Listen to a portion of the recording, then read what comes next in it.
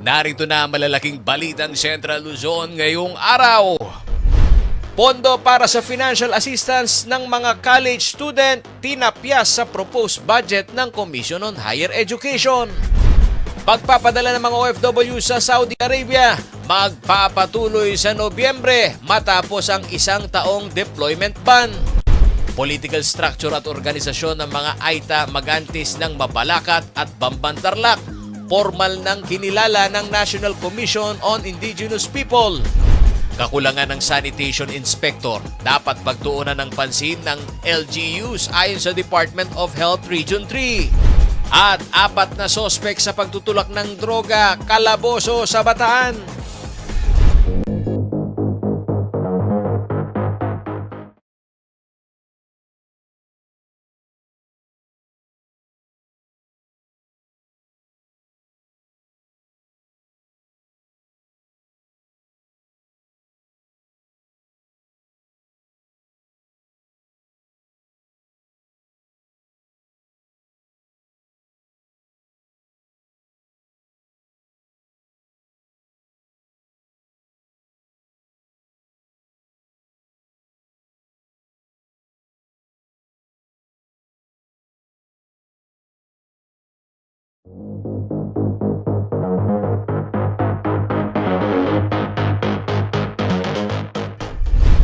Narito na ang malalaking balitang Central Luzon ngayong araw.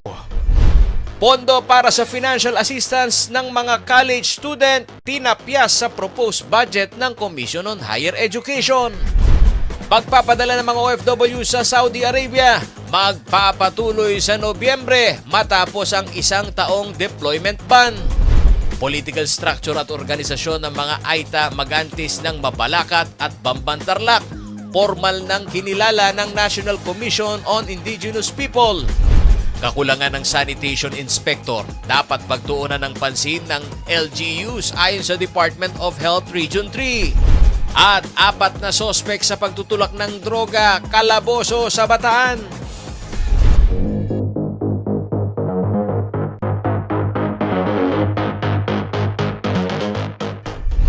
Magandang araw po ng Biyernes, mga karehiyon. Kayo po ay nakatutok sa CLTV Balitaan. Ang inyong lingkod, Paolo G. Santos, sumahalilihom muli kay Kuya Justin Dizon, mga kaibigan, para po sa ating pong buwan naman ng mga balita. Ngayon pong araw ng Biyernes, napakabilis po ng araw. Mga kaibigan, ito hong Okta survey. Opo, meron hong survey itong Okta research team. Naglabas ho ito ng isang survey kaugnay ho sa pagiging optional o voluntaryo na lamang na pagsusuot ho ng face mask. Batay ho sa lumabas na resulta, mga karehiyon, ay napag-alaman na patuloy umanong gagamit ng face mask. Ay, buti naman. Ito hong maraming kababayan ho natin. Sa kabilang banda, ikinabahala naman po ng mga nagtitinda ng face mask. Siyempre, meron ho itong epekto dito naman ho sa industriya na pagmamanufacture ho ng face mask. Ang posibleng pagbaba naman ng kanilang kita. Alamin po natin ang detalye ng balitang yan kay ating Karen Maurilio.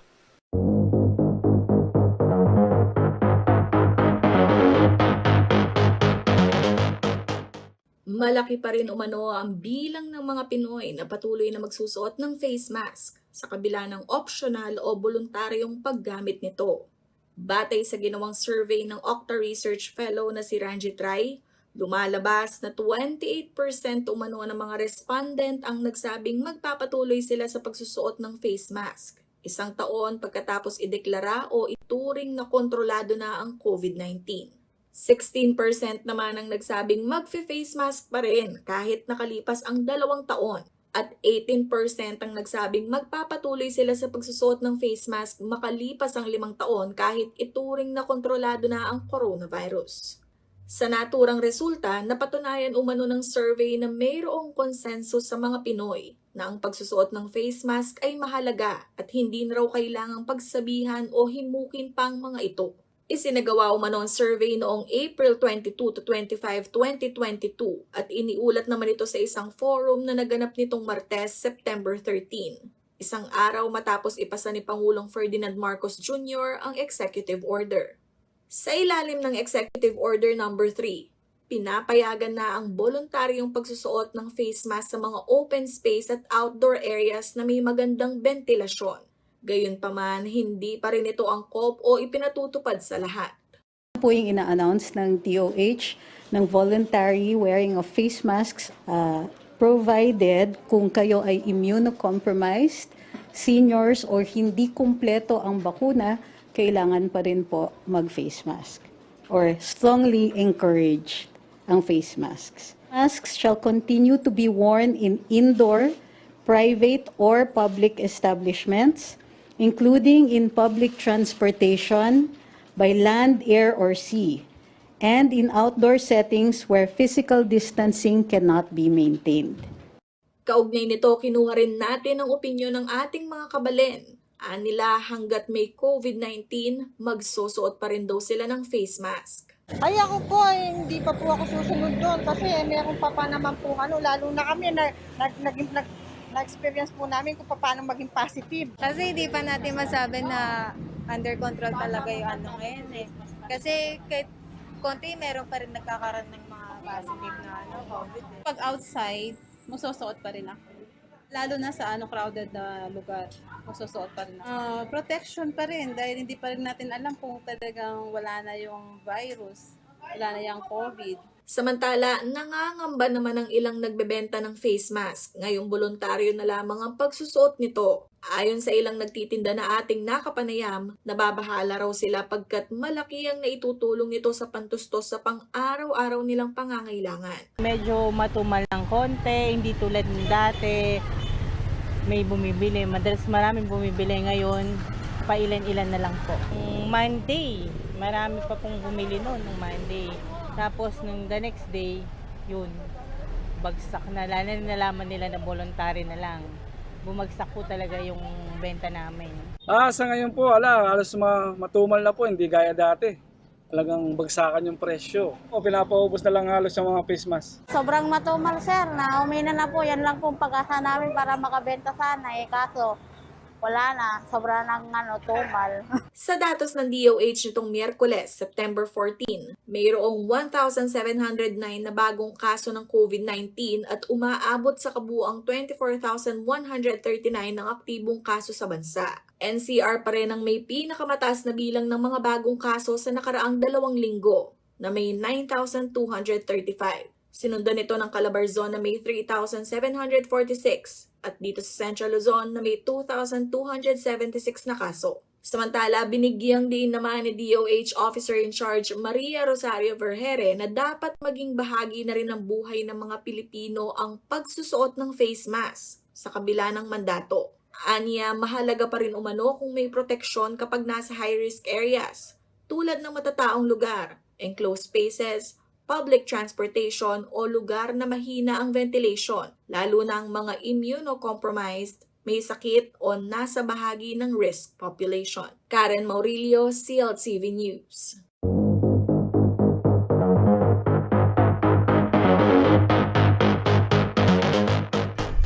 Sa ibang mga malalaking balitang Central Luzon, mga kaibigan, lahat ho ng mga lokal na pamahalaan, makinig kayo dito ho sa aming pong balita para ho raw makamit nitong mga local government unit ang inclusive at sustainability sa usapin ho ng paglago ng ating pong ekonomiya ng bansa. Naglaan ho ang Department of Budget and Management o DBM nang aabot ho sa 1 trilyong pisong pondo para ho sa mga local government units o LGUs sa taong 2023. Ayon ko ho kay Budget Secretary Amena Pangandaman, nasa 962.2 billion pesos ang total allocation ho para sa mga LGUs na naglalayong mapalakas ho ang pagsusumikap ng mga lokal na pamahalaan na independenteng makapaghatid ho ng mahalagang serbisyo sa kanilang nasasakupan. Ang nasabing halaga ay katumbas naman ho ng 18.3% sa kabuuang mahigit 5.2 trillion proposed national budget para ho sa susunod na taon. 820.27 billion pesos naman ang nakalaan para ho sa national tax allotment, alinsunod sa isinasaad ng Mandanas Garcia Supreme Court ruling. Aabot naman ho sa 28.88 billion pesos ang nakalaan sa local government support funds o ito hong tinatawag na LGSF na 10.91 billion pesos na mataas ho kumpara sa 17.97 billion sa taong 2022.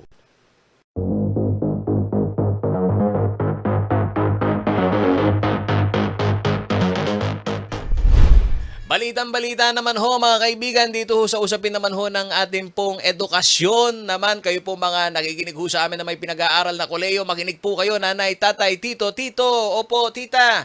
Hindi inaprubahan ho ng budget hearing ng House Committee on Appropriations ang alin ang dagdag ho na 12.5 billion pesos na hiling naman ho nitong Commission on Higher Education o CHED para ho sa kanilang pondo sa taong 2023. Sa budget proposal ho ng CHED, tinapyasan ang nakalaang pondo para ho sa financial assistance ng mga estudyante. Alamin po natin ang balita ni JM De Jesus.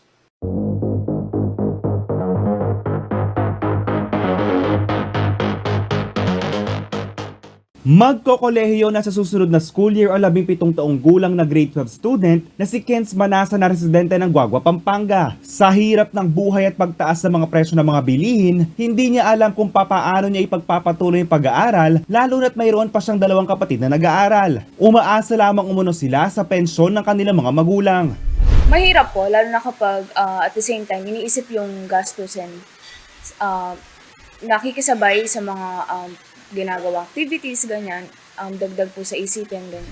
Pangarap ni Kenz na maging isang engineer, ngunit naiisip pa lang daw niya ang gastos sa kursong ito ay tila pinanghihinaan na siya ng loob dahil sa estado ng kanilang pamumuhay. Mahirap po kasi po, lalo na po ngayon yung mga bilihin po ay sobrang taas, hindi po ba? Parang nakakadagdag po talaga sa gastusin. Yung imbis na dati, kasya na yung 100 pesos na baon. Ngayon, hindi na po talaga. Sa pamasahe pa lang ubos na po. Kaya po talaga, yun nga po na mahirap bumalik sa dating normal. Especially ngayon na yung mga bilihin is sobrang taas. Ang mga mag-aaral na kagaya ni Kenz ang kadalasang benepisyaryo ng Educational Financial Assistance Program ng Commission on Higher Education o CHED. Ngunit ayon kay Commissioner Prospero de Vera III ay hindi na sila makakatanggap ng additional na benepisyaryo dahil bigo sila makakuha ng dagdag na pondo sa 2023 national budget. Sa budget deliberation ng CHED sa House of Representatives Committee on Appropriations noong September 9, humingi ng karagdagang 12.5 billion ng CHED para sa 205,584 na additional sanang benepisyaryo ng Tertiary Education Subsidy o TES. Bagamat wala umanong bayad sa mga state universities and colleges, ang TES ay para sa mga college students na naka-enroll sa pribadong paaralan, ngunit walang SUC sa kanilang lugar o di kaya ay hindi na maka-accommodate sa public colleges. The funds are sufficient only to cover the continuing TES beneficiaries. Hindi po kami makakapagbukas ng new application.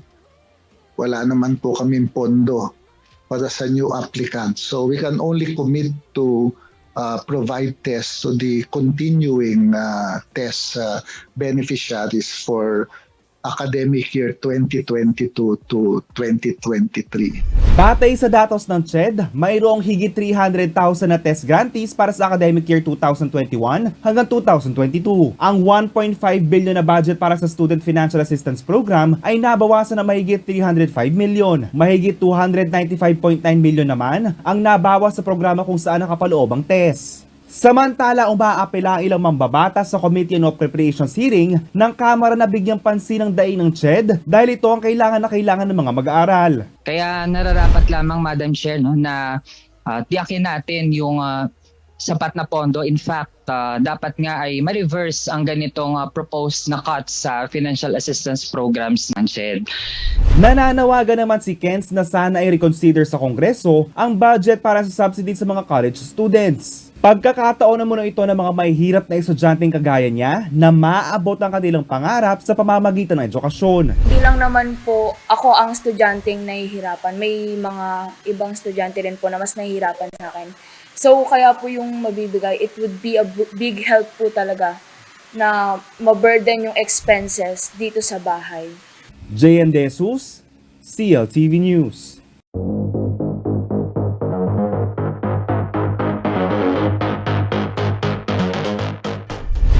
Sa pagbabalik ng CLTV Balitaan, banta ng krisis sa tubig kasabay ng paglakas ng ekonomiya, dapat paghandaan ayon sa Araw AIC.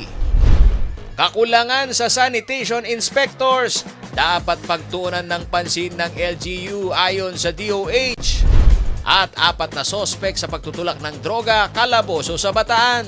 Manatiling nakatutok at magbabalik ho ang CLTV Balitaan.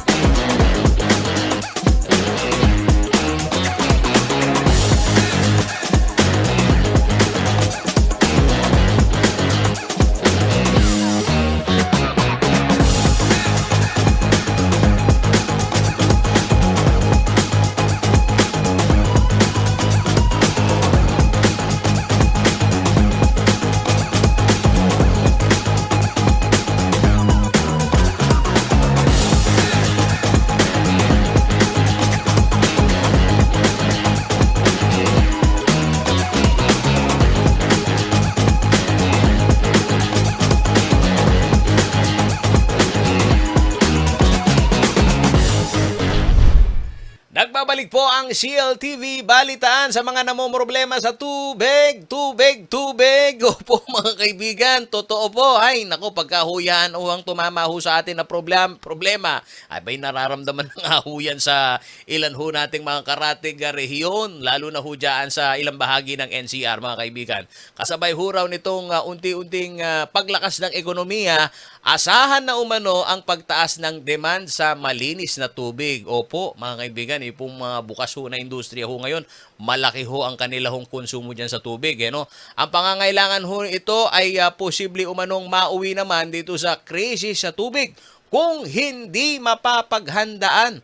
Lalo na ang mga probinsya na sa groundwater pa rin ho kumukuha ng supply. Ang banta rin ho ng water shortage ay isa sa mga issue na natutukan nito hong Central Luzon Regional Development Council. Alamin po natin ang balitang ito.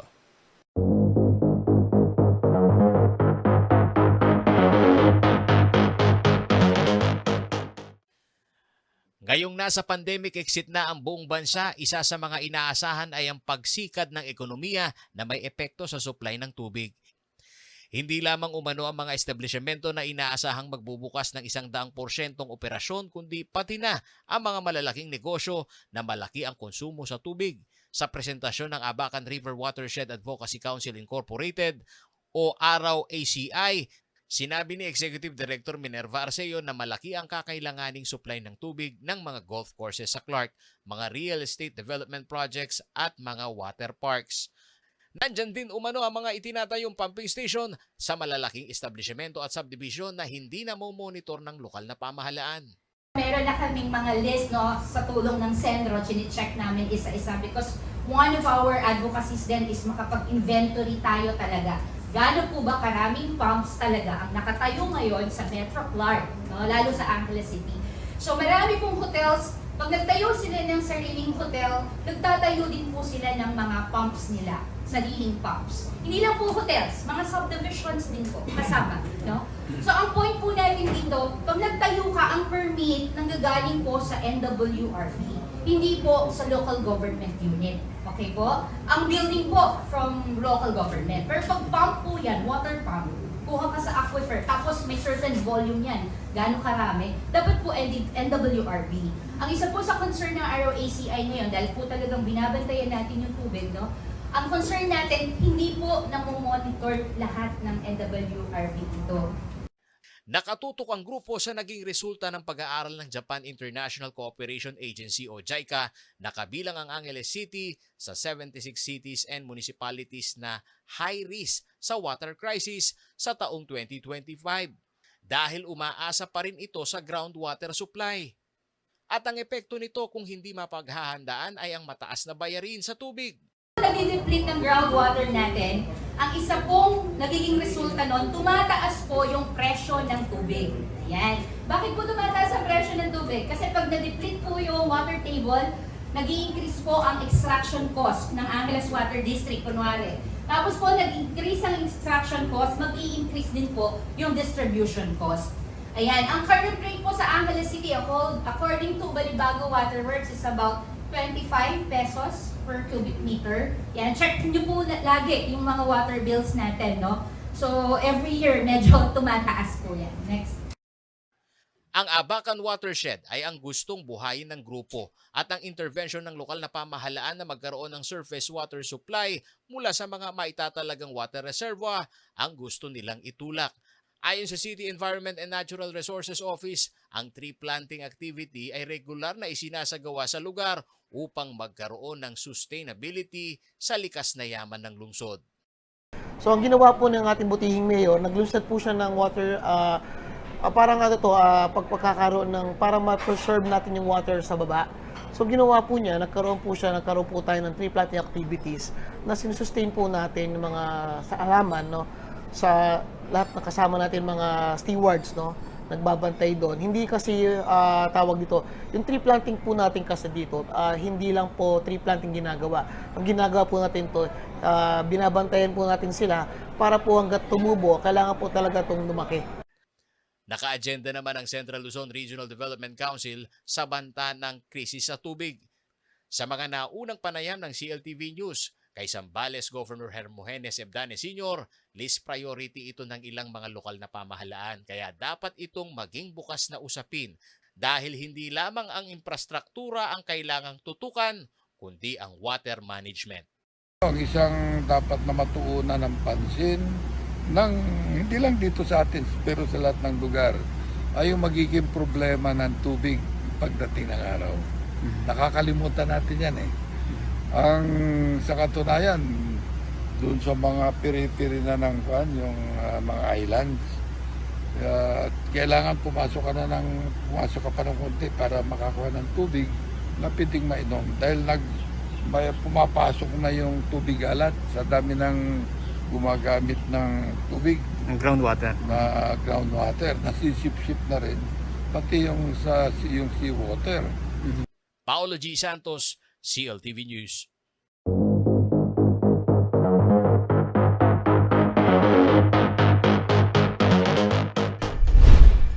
Mayroon po umanong kakulangan nitong bilang ho ng mga sanitation inspector sa mga lokalidad sa Central Luzon. Ito po ay ayon sa pag-aaral ng Department of Health Region 3. Hindi raw ho na pagtutuunan ang ideal ratio ng mga inspector sa dami naman ho nitong populasyon sa isang lokalidad. Ito umano ang dapat pagtuunan ho ng pansin ng mga local government unit upang hindi mapag-iwanan ang environmental health protection, lalo na ho sa kasalukuyan na nandyan pa rin ho itong banta ng pandemya. Narito po ang balita.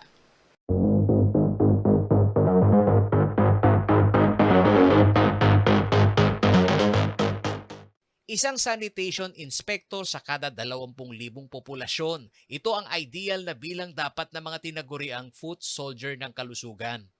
Pero lumalabas ngayon na ang ratio o bahagdan ay 1 sanitation inspector sa higit 60,000 populasyon.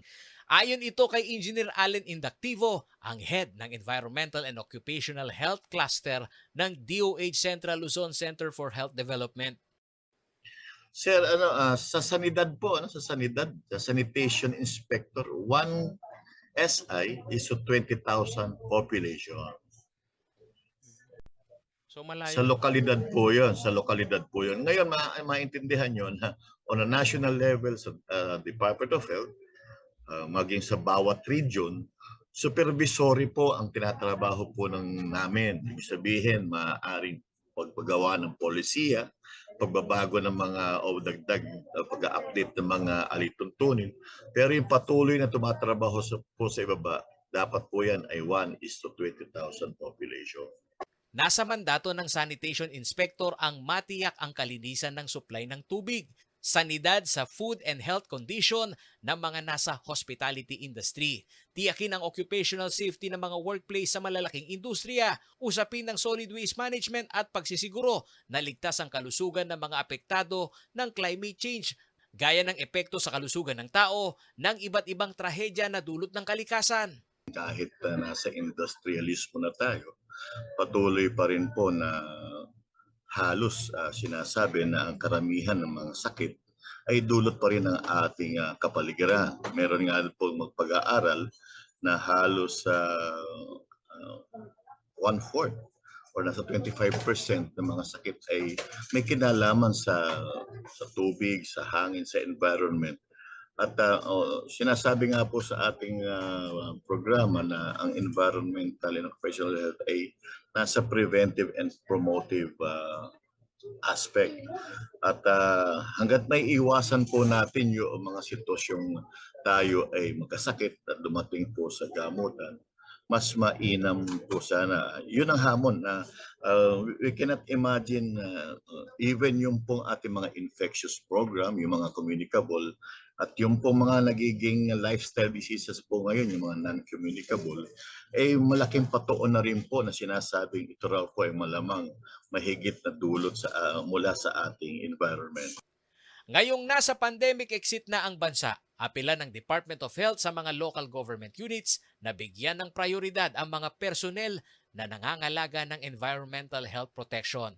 Dahil kung mapapalakas ang kanilang hanay, ay magiging mataas ang kamalayan ng mamamayan sa pagpapahalaga ng sanitasyon na nauuna ang kalinisan sa kapaligiran para sa pagpapanatili ng malusog na pangangatawan. Paulo G. Santos, CLTV News.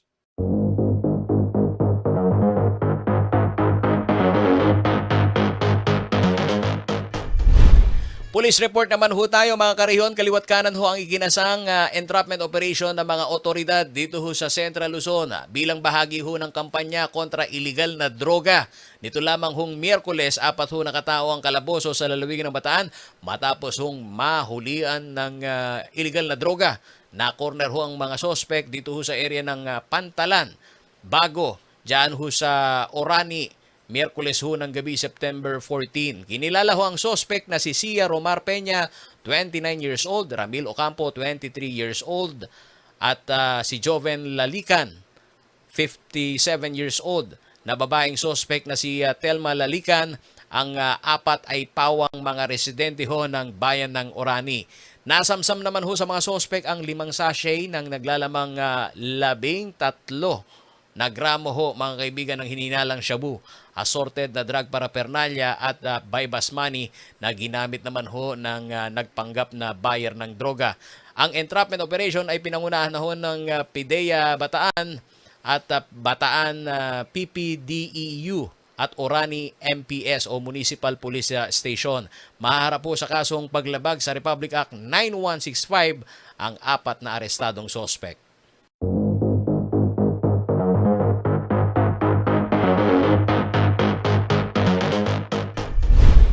Sa pagbabalik ng CLTV Balitaan, political structure at organisasyon ng mga Aita, Magantis ng Mabalacat at Bamban Tarlac, formal nang kinilala ng NCIP. City Plaza ng Ciudad San Fernando, nakatakdang magkaroon ng soft opening sa darating na linggo. Manatiling nakatutok at magbabalik ho ang CLTV Balitaan.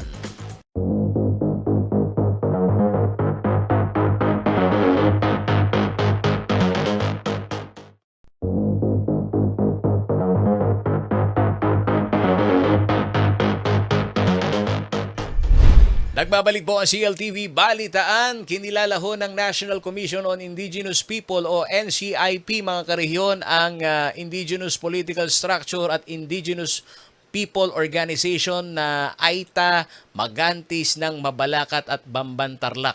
Sila umano ang binigyan ho ng mandato ng AITang sumasakop sa CAD o 025A na magre-representa ho sa kanilang grupo sa mga transaksyon kabilang na ang kanilang kasunduan dito naman ho sa Clark Development Corporation o CDC.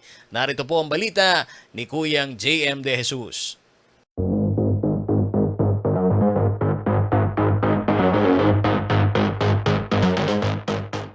Higit 2 dekada na ang hidwaan sa pagitan ng tatlong grupo ng mga AITA Mag-ANSI na sakop ng CAD D025-A sa Mabalacat, Pampanga at Bambantarlac. Nitong September 14, natuldukan na ang hindi pagkakaintindihan matapos makumpirma ang kanilang Indigenous Political Structure o IPS at ang Indigenous People Organization o IPO. 44 na kamai-nanok lansa nagsama-sama at kinilala ng National Commission on Indigenous Peoples at 5 matubag kada kamainan ang kanilang ipinadala para irepresenta ang kamainan sa IPS Council. Actually, ito ay matagal nating inantay, yung ma-confirm ang indigenous political structure ng katutubong AITA dito sa Pampanga, Tarlac. This has been a problem for the last almost 2 decades na nagkaroon tayo ng iba't ibang grupo na siyang namumuno. Naintindihan naman natin yun, pero hindi man pwede kasi na maraming organisasyon, maraming leader. Lahat ng miyembro ng Commission and Bank ay sumang-ayon sa pangangailangan na magkaroon ng IPS at IPO na kinikilala ng NCIP at ng grupong AITA. Ang IPS ang magsisilbing traditional leaders habang ang IPO naman ang secular organization. Sila magre-representa sa kanilang grupo sa anumang mga transaksyon na may kinalaman sa kanilang CAD. Ang indigenous political structure, ito ang tinatawag natin ng mga traditional leaders. Ito yung mga tinatawag din natin ng mga council of elders. Ito rin yung tinatawag natin ng mga customary bearers na mayroong wisdom sa pamamalakad ng mga pamamahay hanggang community. Yung IPO naman, ito yung ating secular na organization. Bilang isang buong CAD na may communal property, sila ay gumawa ng isang organization para tawagin ito na isang legal organization. Magkaroon ito ng legal at saka juridical personality na pwede siya makipag-transact ng anumang ahensya ng gobyerno o anumang grupo, sila ay authorized at legal. Bagamat formal ng kinilalang IPS ng mga AITA Mag-ANSI ay gagabayan pa rin umano sila ng NCIP lalo na sa mga usaping legal at mga kasunduang pinapasok ng mga ito. Yun ang gusto nating mangyari, na makatayo talaga sila sa sarili nilang mga paa. Kudangan nga lang habang nagsisimula sila, talagang kakailanganin pa nila yung suporta, no?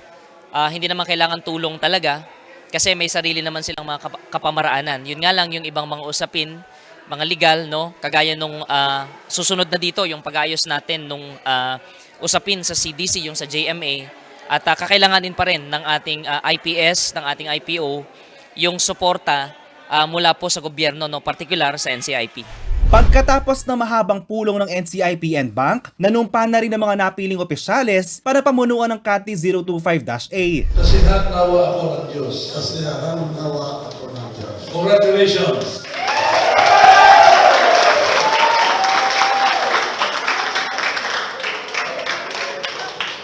Si Oscar Rivera ang napiling IPS chairman habang IPO chairman naman si Oscar Dizon. Si Ruvilin Margarito ang tatayong vice chairperson. Makakasigurado po na ito po sa pagbubuklod po namin talagang makakamit po namin ang karapatan na talagang hinahangad po ng bawat isa at syempre po yung kapakanan po ng aming mga susunod na henerasyon. Syempre ayaw na po namin datnan nila yung naging kaguluhan o anuman pong hindi pagkakaunawaan sa loob ng aming ancestral domain. So ito po yung simula na talagang kami po bilang mga naialal na reader, magtatrabaho po kami ng maayos at talagang gagawin po namin ang aming makakaya para po sa magiging kaunlaran ng aming lupaing ninuno. Una raw nilang tututukan bilang isang IPS at IPO ang pakikipag-usap sa Clark Development Corporation kaugnay ng Joint Memorandum of Agreement sa lupang sakop na kanilang CAT na ginagamit na Clark Freeport Zone. Yun pong nasa kontrata po ng Joint Management Agreement, ganyan po talaga yung nakasulat doon. 80% is sa CDC and then 20% sa katutubo. So ito po, for 14 years talagang ito po yung kinu-question ng mga kapatid namin katutubo. So magkakaroon po kami ng public hearing ngayong September 22. Dahil sa investigation po ng Joint Management Agreement, inilapit na po namin doon para syempre mapag-usapan po at talagang maisaayos po. Yun po naman yung gusto ng buong katutubo, na maiayos po ang kontrata ng Joint Management Agreement sa pagitan po namin. Simula na umuna ito ng maayos sa pakikibaka ng mga katutubong Aita mag-ANSI para protektahan ang kanilang mga karapatan. Patuloy po natin patatagin, palakasin ang bawat isa para po sa magiging kaunlaran ng ating ancestral domain. JM De Jesus, CLTV News.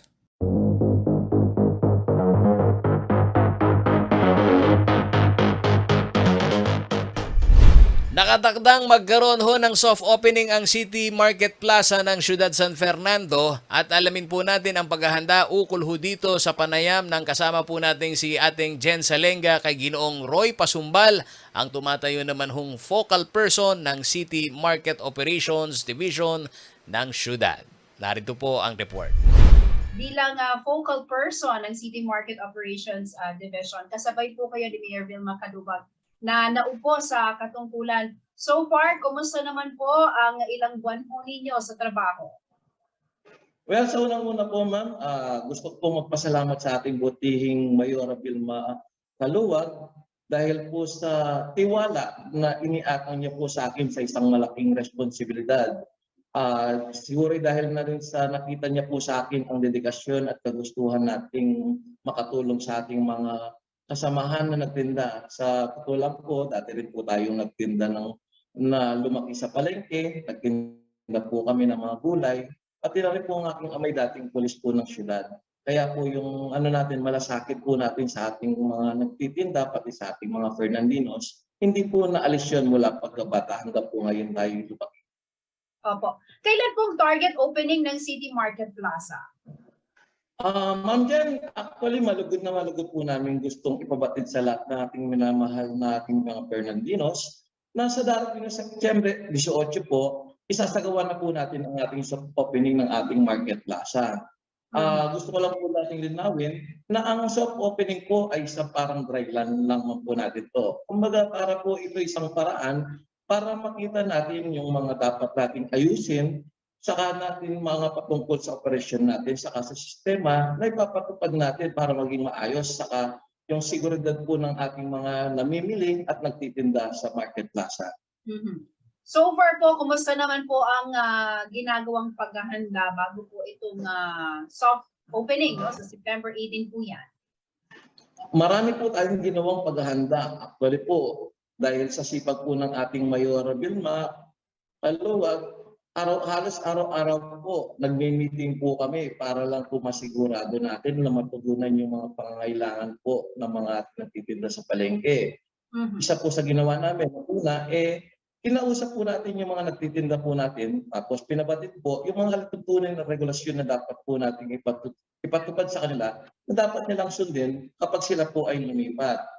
Pangalawa po nito, humingi rin po kami at si Mayora ng unawa at kooperasyon. Dahil po sa kagustuhan niya talagang mapaganda lahat ang palengke, meron pa po tayong konting mga abala habang sila ay nagtitinda kasi patuloy po natin i-develop ang ating palengke.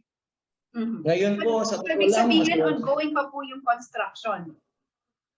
Meron pa po, dahil po alam naman po natin na instruktura, hindi naman po natatapos lahat doon. Kuminsan kahit po paglipat po natin doon natin makikita yung mga ibang bagay na pangangailangan po natin. Sa mga ganung paraan, na-adjust po natin, na-develop po natin kung may mga kailangan pa natin additional na dapat gawin. Actually po, sa ngayon po, napakasarap ng ambience po ng Market Plaza, parang piyesta. Dinudumog po ng mga tao, nakangiti. Nag-i-start na po silang mga nagsisilipat at nag-aayos sa mga paninda nila bilang paghahanda po sa gagawin nating soft opening. So sinasabi ho ninyo may mga tenant na, no? As early as now ang nakalipat dyan po sa bagong palengke. Nasa ilan po ba itong mga pinag-uusapan nating tenant na ito? Majority po, ma'am. Actually, isa pong nagtulak na nagudyok sa ating mahal na mayora na makalipat. Marami po ang lumalapit sa kanya na sana makalipat na bago pa man po kapaskuhan dahil lang yun na po yung paraan nila o yung panahon para makabawi naman sa mga nakaraang pagkalugi nila dahil po sa pandemya. At dahil po doon talagang pinagsumikapan po ng ating mayora na talagang gawin ang lahat para po matugunan po yung pangangailangan na yun. Ngayon po nakikita na po natin kahit mga ngiti po ng mga nagtitinda natin, nakakaalis ng pagod. Kumusta naman po, Sir Roy, yung clearing operation naman around the public market? Siyempre, importante rin ho yan, lalo na oras kapag binuksan na ho yan, yung pong andyan yung parkingan, para po maging smooth din yung magiging opening dito pong ating public market. Ma'am, yung po mga temporary stalls po natin, meron pong schedule na isinagawa kami para po i-dismantle natin o alisin po sa daan para po yung darating nating soft opening maging maaliwalas po tulad nga po ng gusto niyo, pati po yung traffic at yung mga taong mamamalengke, hindi po sila mahihirapan. Kumbaga, pati na rin yung kaligtasan nila para po kung sakali yung mga balakid o mga nakaharap po, maalwan po sila makakapasok sa palengke po natin na tinatawag nating market plaza. Panghuli na lamang po, Sir Roy, ano po yung mensahe sa mga Fernandinos at vendors na naghihintay para po dito sa pagbubukas ng City Market Plaza sa syudad? Well, kami po, buong staff po, buong administrasyon po ng ating kasalukuyang administrasyon, nais po natin magpasalamat sa buong may kapal. Nagkaroon po kami ng pagkakataon na makapaglingkod po sa ating mga minamahal nating Fernandinos.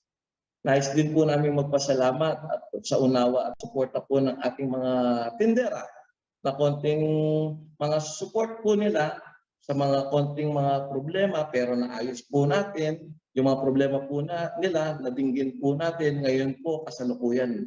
Yung inihiling po nila sa ating mayora, nandito na po, mag-i-start na po ang ating palengke.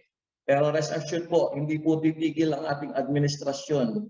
Kung ano po ang ikakaganda ng market plaza, tuloy-tuloy po nating pagsisilbihan ang ating mga nagtitinda, pati rin po yung ating mga namamalengke para sa kanilang seguridad.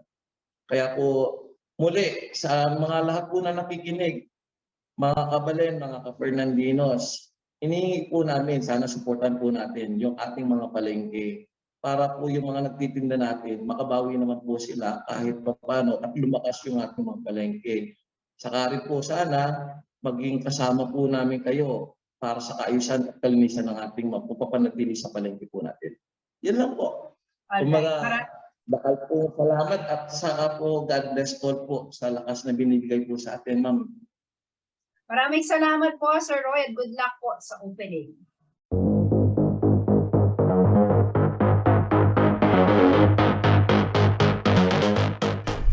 Sa pagbabalik ng CLTV Balitaan, pagpapadala ng OFW sa Saudi Arabia, magpapatuloy na sa Nobyembre matapos ang 1 taong deployment ban. Central Luzon, nananatiling top producer ng palay sa bansa ayon sa Department of Agriculture. Manatiling nakatutok at magbabalik ho ang CLTV Balitaan.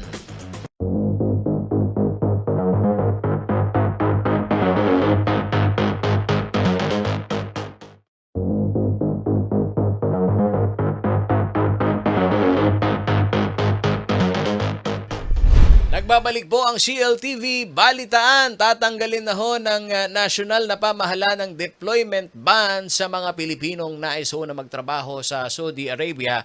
Ito ho ay pagkatapos ng magkasundo itong Pilipinas at Saudi government na sa ilang kondisyon, mga kaibigan, na mapagpapabuti ho sa kalagayan naman ng mga overseas Filipino workers. Narito po ang balita ni JM De Jesus.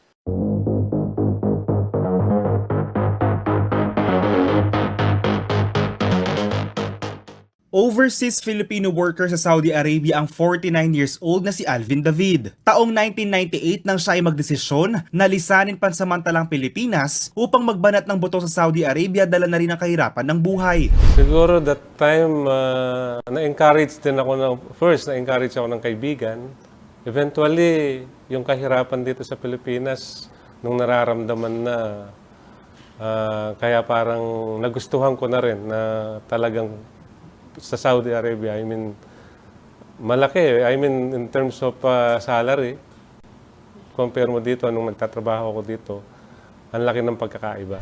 Nakaranas ng diskriminasyon pero kinaya niya ang lahat ng hirap basta't para sa kanyang pamilya. Marami din umano siya mga kaibigan na mas malaki na pagdaan ng hirap. Yung hindi nagpapasahod, and then actually sa mga kaibigan ko lang, kung magpasahod minsan, kaya nga dinuloko nga namin, no, ang sahod nila is ATM after 3 months. Yung bang abbreviation na yun na ATM. Yun ang nila. Tapos magbibigay ng sahod half of the month lang.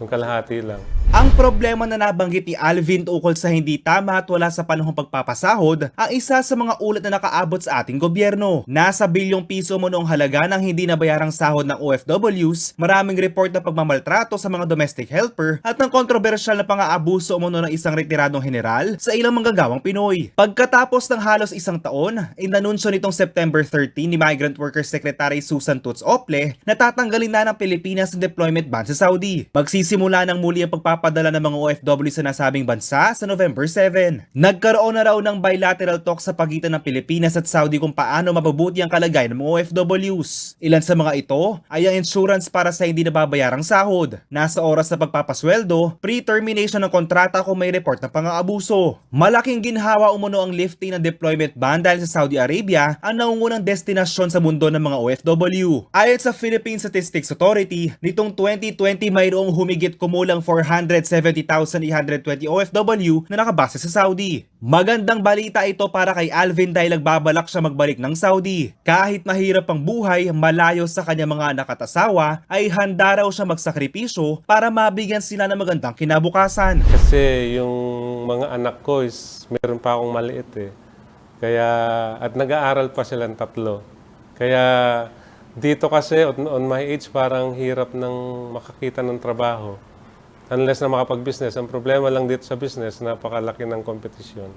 Hiling naman ni Alvin na sana ay matutukan ng mga pangunahing problema ng mga Pinoy OFWs tulad ng pagmamaltrato at mabagal na pasweldo. Good news yan, no? Pero sana maganda yung agreement ba between ng bansa, dalawang bansa, both parties, sana magawan ng maayos na kontrata.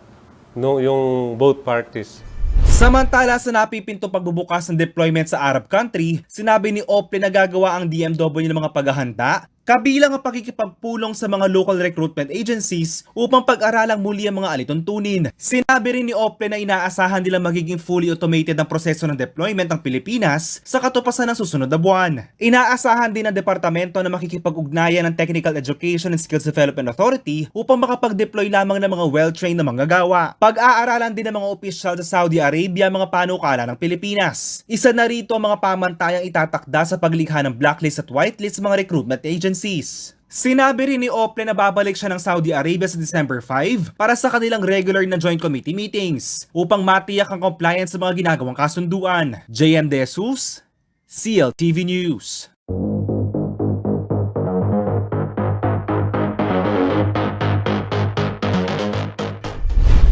Balitang agrikultura naman ho tayo mga karehiyon. Opo, good news. Nananatili hong number 1 na producer ng palay ang Central Luzon. Batay ho ito sa latest monitoring ng Philippine Statistics Authority sa second quarter ng taong 2022.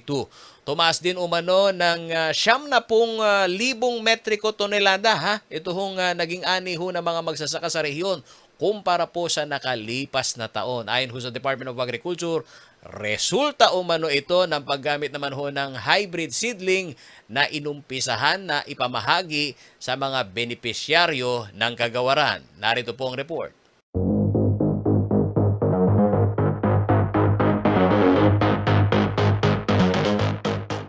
Sumampa sa 1,134,900 metric tons ang ani ng palay ng Central Luzon ngayong second quarter ng taong 2022. Kumpara sa nakalipas na taon na parehong panahon na nasa 1,041,700 metric tons. Ito'y batay sa inilabas na datos ng Philippine Statistics Authority Regional Statistics Office Service Office Central Luzon o PSA-RSSO. Ang aning palay ng rehiyon ay katumbas umano ng 27% ng total production sa buong bansa. Ayon kay Department of Agriculture Regional Director Crispo Bautista, consistent ang gitnang Luzon sa pagiging number 1 na rice producer ng bansa. Consistent na number 1 tayo. Tayo ang leading producer ng rice. Almost 20% ng national production nanggagaling dito sa Central Luzon. Isa sa mga nakikitang dahilan na pagtaas ng ani ay ang paggamit ng mga magsasaka ng hybrid seedling o punla ng palay. Halos 8.9% ang increase ng palay sa rice granary ng bansa o ng Nueva Ecija at sumasabay naman dito ang lalawigan ng Zambales. Sa kabila ng mataas na produksyon ay hindi naman umano masasabing kumikita ng malaki ang mga magbubukid dahil malaki ang gastos sa pagtatanim.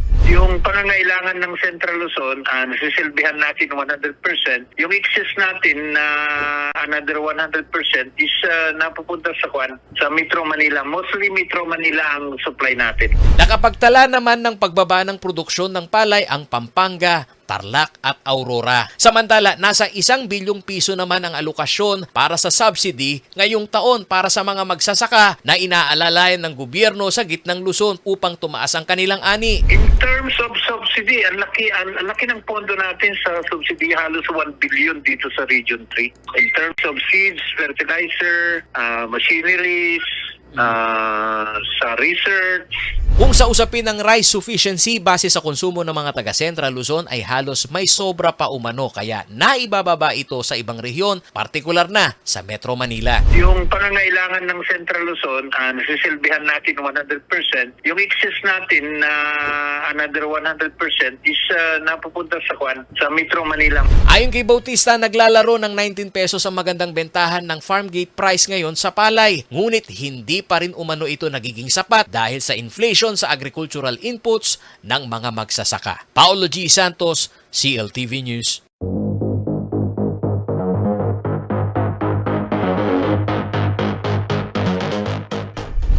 Alamin naman po natin ang magiging lagay ng panahon mula kay Manny Esguera, ang ating pong senior weather forecaster ng Pag-asa dito po sa Clark.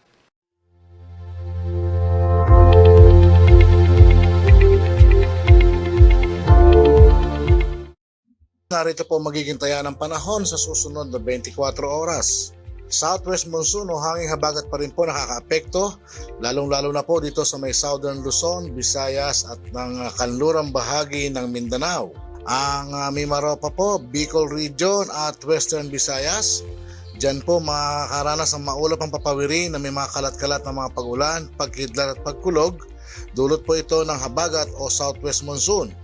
Samantala po, ang Metro Manila at nalalabing bahagi ng bansa, kasama na po dito ang Pampanga, ay magiging bahagya hanggang sa kuminsan ay magiging maulap din po ang papawirin, lalong-lalo na po sa bandang hapon o gabi, at posible pong magkaroon ng mga pulo-pulong mga pag-ulan, pagkidlat at pagkulog. Ito po ay dulot na ng habagat at ng localized thunderstorm. Samantala po, ang binabantayan po natin bagyo na nasa labas pa ng PIR ay isa na pong typhoon category at siya po ngayon ay si Typhoon Nanmadol. Siya po ay namataan sa layong 1,530 kilometers dyan po sa may silangan, hilagang silangan ng extreme northern Luzon at nagtataglay na po ng lakas na hangin na umaabot ng 140 kilometers per hour malapit sa gitna at pagbugso na umaabot ng 170 kilometers per hour. Ito po ay kumikilos ngayon pakanluran sa bilis na 15 kilometro kada oras. Sa ngayon po ay malapit na po siya sa PIR at posible lamang po siyang kung pumasok man po siya ng PIR ay sandali lamang po siyang makikiraan sa ating nasasakupan at posible po mabigyan ng local name na Josie. Pinag-iingat pa rin po lahat dahil ito pong bagyo na ito ang humihila po sa habagat na siyang nagbibigay po ng mga pag-ulan sa ilang parte ng ating bansa.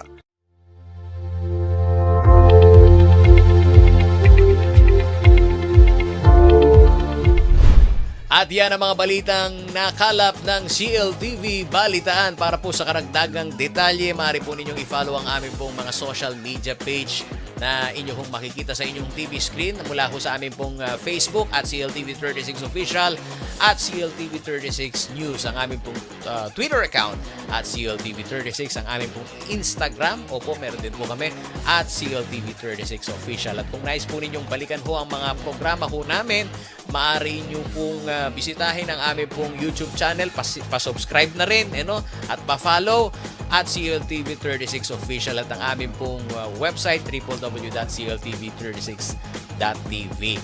At mapapanood din ho ang mga programa ng CLTV nationwide via Signal Channel 115 at sa 39 cable partners ho. Ito hong nakaantabay ho sa ating pong istasyon.